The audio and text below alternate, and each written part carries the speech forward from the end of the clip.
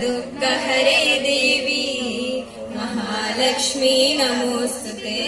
सिद्धिबुद्धिप्रदे देवी भक्तिमुक्तिप्रदायिनी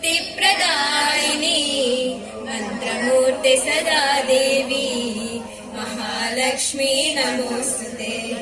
आद्यन्तरहिते देवी आदिशक्ति महेश्वरी योगाज्ञे योगसम्भूते महालक्ष्मी नमोस्तुते।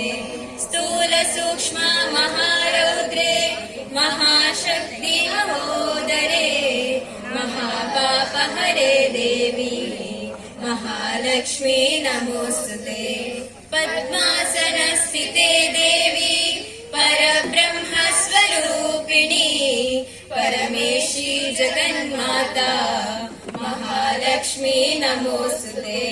श्वेतांबरधरे देवी नानालंकारभूषिते जगत्स्थिते जगन्माता महालक्ष्मी